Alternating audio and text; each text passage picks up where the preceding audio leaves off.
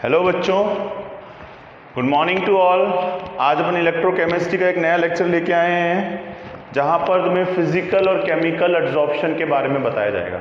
तो इनके डिफरेंसेस ही इनको एक्सप्लेन करते हैं। क्या फिजिकल एब्जॉर्प्शन क्या होता है, कैसे रिलेट करता है, अपन उसको देखेंगे। फिर केमिकल एब्जॉर्प्शन क्या होता है, कैसे रिलेट करता है, उन सारी टर्म्स को आज अपन समझेंगे। ठीक है। फिजिकल एब्जॉर्प्शन में देखो, फिजॉर्प्शन भी बोलते हैं फिजिकल एब्जॉर्प्शन में। सबसे पहला पॉइंट जो है, फिजिकल एब्जॉर्प्शन क्या बोलता है कि किसी भी, अब जैसे मैंने वॉल पे जो पेंट किया है, अब इनके बीच में कोई बॉन्डिंग थोड़ी, सपोज एक वॉल थी, इसमें मैंने पेंट किया, ठीक है, इसमें मैंने पेंट कर दिया, अब इनके बीच में ऐसा थोड़ी कोई बॉन्डिंग हुई है, ऐसा तो कोई लॉजिक होता ही नहीं है। तो उन्होंने क्या बोला, एक फोर्स होता है, आपने 11th क्लास में पढ़ा होगा, जिसे बोलते हैं वॉन डर वॉल फोर्स। कौन सा force? Van der wall force. Van der Waals force, इसमें हमेशा वॉन डर वॉल फोर्स होता है। वॉन डर वॉल फोर्स क्या होता है? जो न्यूट्रल मॉलिक्यूल या न्यूट्रल स्पेशीज के बीच में जो अट्रैक्शन फोर्स काम करता है, उसे कौन सा फोर्स बोलते हैं? Van der wall force. Neutral molecules like ball और पेंट, ठीक है, वो पेंट भले इन कपड़ों पे गिर जाए, गिरना नहीं चाहिए, लेकिन अगर ऐसा हो तो वो वहां पे भी हो जाएगा, क्योंकि दोनों von der wall force, suppose समझो तुम क्लास में कितने ही बच्चे हो, आपस में भले तुम आपस में भले बात नहीं करते हो, लेकिन एक दूसरे को तो पहचानते हो, तो एक वीक अट्रैक्शन फोर्स होता है। ठीक है, ये जो फोर्स है वो वॉन डर वॉल फोर्स है। अब फिजिकल में वॉल और पेंट का एग्जांपल ले लो, कोई नहीं है, लेकिन उनके बीच में वो साथ में क्यों है? क्योंकि उनके बीच में एक वीक अट्रैक्शन फोर्स काम कर रहा है, जिसे बोलते हैं वॉन डर वॉल फोर्स बोलते हैं। तो वॉन डर वॉल फोर्स की वजह से वो आपस में इस तरीके से साथ में है। ठीक है, अब देखो वॉन डर वॉल फोर्स, ये वाली बात क्लियर है। और अगर इसमें बात की जाए आप लोगों का केमिसॉर्प्शन में, तो केमिसॉर्प्शन है due to van der wall force, लिख लेना, due to van der wall force. ये किसकी वजह से होता है? वॉन डर वॉल फोर्स की वजह से होता है। ठीक है, केमिसॉर्प्शन की अगर बात की जाए तो केमिसॉर्प्शन में सपोज मैंने कोई भी एक रैंडम है, it is not extended example, कोई भी गैस है, सपोज मैंने बोल रहा हूँ यहाँ पे N2 है, इट्स नॉट अपन गैस मारे, नाइट्रोजन, ठीक है, ये या सिर्फ नाइट्रोजन है, 2N या 2, इसको मान लो N2 की फॉर्म में। यहाँ पे क्या हुआ, हाइड्रोजन गैस आई 3H2 और इन दोनों ने एक बना लिया 2NH3। तो इनमें क्या हुआ है? केमिकल बॉन्ड फॉर्म हुआ है। केमिसॉर्प्शन क्यों होता है? केमिकली आपस में रिएक्ट करना। केमिसॉर्प्शन मतलब वही एड्सॉर्प्शन फिनोमेना, लेकिन इसमें क्या करते हैं? केमिकली रिएक्ट करते हैं। केमिकली रिएक्ट कब करते हैं? जब वो आपस में केमिकल बॉन्ड फॉर्म करते हैं। जब वो आपस में क्या करते हैं? केमिकल बॉन्ड फॉर्म करते हैं। तो किसको रिप्रेजेंट करते हैं? केमिसॉर्प्शन को रिप्रेजेंट करते हैं। I hope this point is clear. Chemisorption क्या होता है, केमिसॉर्प्शन को कैसे रिप्रेजेंट करते हैं? तो इसमें फर्स्ट पॉइंट आएगा, it is caused by due to chemical bond formation. क्यों होता है? केमिकल बॉन्ड फॉर्मेशन की वजह से ये मिलता है। नोट कर लो first point. I hope chemisorption और फिजॉर्प्शन में समझ में आ रहा होगा। सेकंड पॉइंट बोला, it is not specific in nature. Second point क्या बोल रहा है? Not specific in nature. Specific in nature, it not specific in nature. जैसे मैं बोलूं पेंट है, वॉल पे कर दिया, वॉल पे हो गया, तुम पे गिर गया, तुम पे हो गया, जमीन पे गिरा, किधर भी कर लो वो किधर भी हो जाए, कोई स्पेसिफिक नहीं है। पेंट किधर भी हो सकता है, तो वो नॉट स्पेसिफिक इन नेचर। अगर मैं बात करूं chemical, it is specific in nature. इसमें नॉट स्पेसिफिक, इसमें specific in nature.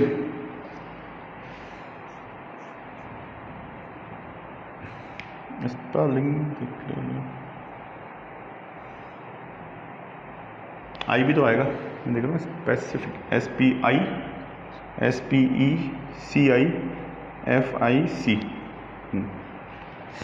Specific in nature. कैसे?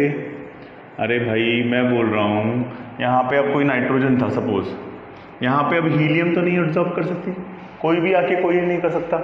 नेचर में स्पेसिफिक है, बॉन्ड बनाना है तो नाइट्रोजन के साथ अगर मैं बोल रहा हूँ सिर्फ हाइड्रोजन बॉन्ड बनाता है तो सिर्फ हाइड्रोजन ही रिएक्ट करेगा। पेंट का कोई धर्म ईमान नहीं है, वो किधर भी हो सकता है। क्लियर है? तो ये स्पेसिफिक है और ये नॉट स्पेसिफिक है, सेकेंड पॉइंट। फिर नेक्स्ट थर्ड पॉइंट है आप लोगों के, it is a reversible nature, it is reversible in nature. ये क्या होता है, नेचर में रिवर्सिबल होता है। रिवर्सिबल मतलब जो अपोजिट में जा सकती है। मैंने क्या किया, पेंट किया वापस रिमूव कर दिया, पेंट किया वापस रिमूव कर दिया, पेंट किया वापस रिमूव किया, रिवर्सिबल प्रोसेस। कहानी कितनी बार भी हो सकता है। It is irreversible, not reversible या इरिवर्सिबल बोल दो, नॉट रिवर्सिबल या इरिवर्सिबल बोल दिया, वो एक ही बात है, ठीक है। नॉट रिवर्सिबल इन नेचर क्यों भाई, एक बार क्या हो गया, नॉर्मली अगर मैं नाइट्रोजन आई और हाइड्रोजन ने इसके साथ बॉन्ड बनाया और NH3 बन गया तो प्रोडक्ट बन गया। फिर इसको अपोजिट करने के लिए बहुत ही लंबा प्रोसीजर है, तो नॉर्मल तरीके से ये ब्रेक नहीं होगा। तो अपन मान रहे हैं कि सिर्फ एक ही डायरेक्शन में चल रहा है, तो ये स्पेसिफिक या इरिवर्सिबल हो गया या नॉट रिवर्सिबल हो गया नेचर में। आई hope this point is clear. Next, it depends on the nature of the gas. More easily liquefy gas adsorb easily, more easily liquefied gas adsorb easily। जो जल्दी liquefy होगी वो जल्दी एब्जॉर्ब होगी।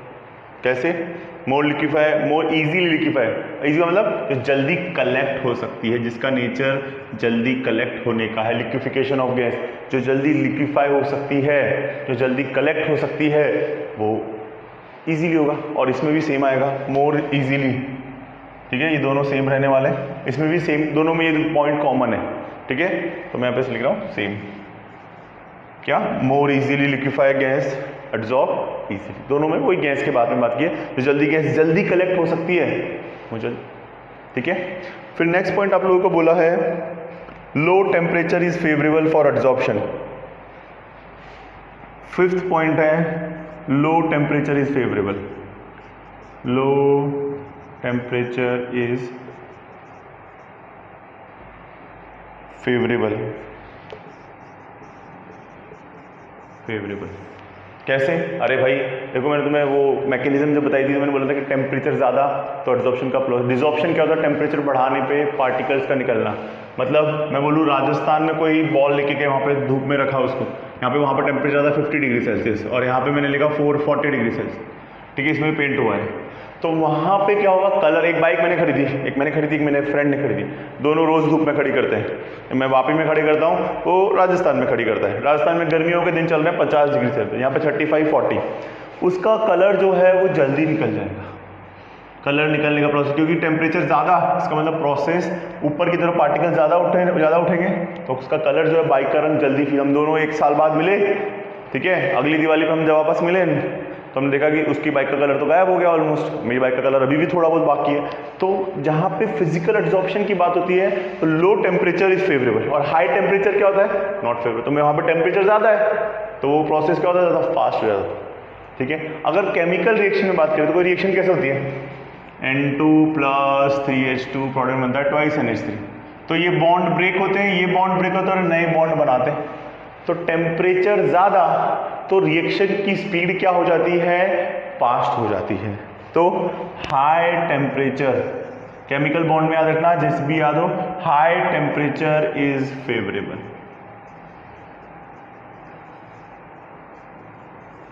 High temperature is favourable.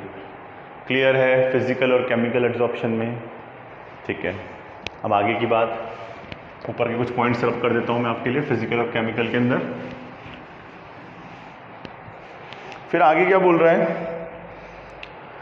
No appreciable activation energy required, appreciable activation energy, no, next point है 6 point, no activation energy, energy required. Activation energy क्या होती है, जो प्रोडक्ट बनाने के लिए जरूरी है। जैसे हम समझो फर्स्ट डिवीजन लाने के लिए कितना परसेंट चाहिए, 60, तो 60 इज द बाउंड्री लिमिट। तो एक्टिवेशन एनर्जी क्या होती है, जो प्रोडक्ट बनाने के लिए जरूरी है, इसमें कोई प्रोडक्ट नहीं, बस दोनों साथ में अवेलेबल है, कलेक्ट हो गए, दैट्स इट। ठीक है, इसमें क्या करना है, N2 और 3H2 को बॉन्ड ब्रेक करना है और फिर प्रोडक्ट बनाना है, तो इतना एनर्जी तो होना चाहिए कि वो बॉन्ड ब्रेक कर पाए। समझ में आई बात? तो activation energy is no activation energy is required, और इसमें बोलते हैं एक्टिवेशन एनर्जी। एक्टिवेशन एनर्जी बेटा आप लोगों के केमिकल काइनेटिक्स में फिर से आएगा, वहां पे और डिटेल में पढ़ाएंगे। एनर्जी इज रिक्वायर्ड, क्लियर है? Activation energy is required.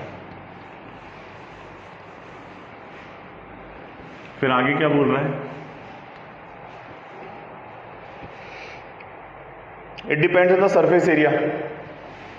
6 point क्या बोल रहा है, surface area depends on surface area. अब देखो, डिपेंड्स ऑन सरफेस एरिया, कैसे? सरफेस एरिया ज़्यादा, सेम एज इट इज, अरे छोटी सी बॉल कम एब्जॉर्प्शन, ज़्यादा बड़ी बॉल ज़्यादा एब्जॉर्प्शन, सरफेस एरिया ज़्यादा एब्जॉर्प्शन ज़्यादा, नोट कर लो। नेक्स्ट,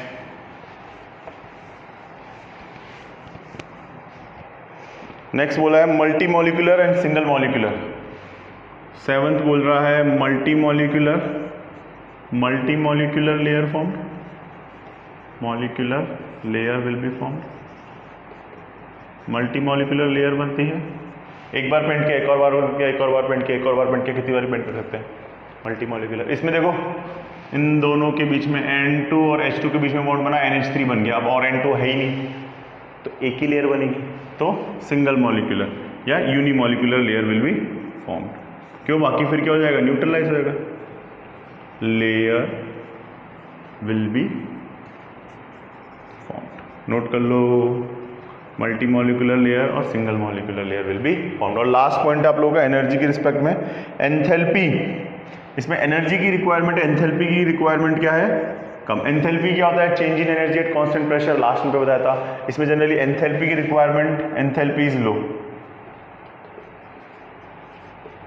एंथैल्पी मतलब चेंज इन एनर्जी, ठीक है, डेल्टा एच से रिप्रेजेंट करते हैं। जनरली क्या होगा,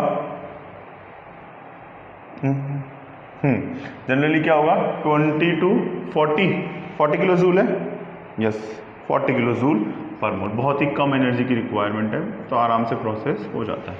इसमें बहुत ज़्यादा एनर्जी 80 to 200 240, ठीक है, लो एंथैल्पी।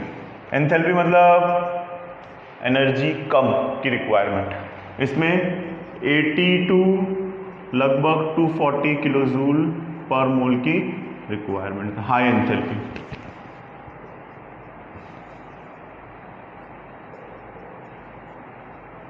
एंथैल्पी क्या होता है, change in energy at constant pressure is known as enthalpy, ठीक है, change in energy at constant pressure is known as enthalpy. Note कर लो बच्चों। तो ये तुम्हारे फिजिकल और केमिकल एब्जॉर्प्शन में थे। नेक्स्ट दिन पे आप लोगों को आइसोथर्म, ये इंपॉर्टेंट है, 2 मार्क 3 मार्क में कई बार पूछे गए हैं, आप लोग इसको अच्छे से प्रिपेयर करें। कोई भी डाउट हो तो you can ask me in the class. आज के लिए इतना ही बहुत है बच्चों, thank you from my side, all the best, bye bye, take care.